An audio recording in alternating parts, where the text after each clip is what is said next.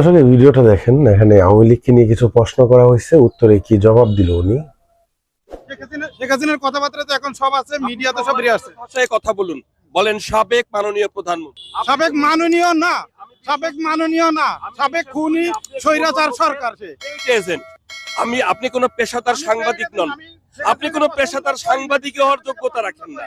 আপনি কোনো শুনেন, আপনি মাননীয় বলবেন না। মাননীয় বলবেন যে আমাদের দেশে 3-4টা নির্বাচন দেয় নাই, আপনি কেন তাকে মাননীয় বলবেন?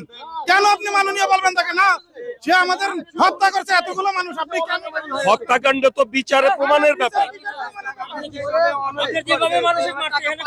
ভাই, এটা আপনি প্রমাণ করবেন না। আপনি কেমন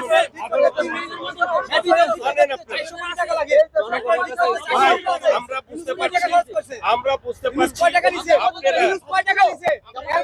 আপনারা ভাই, আমি আপনাদের সাথে কোনো তর্ক করবো না, আমার কোনো তর্ক করার দরকার নেই।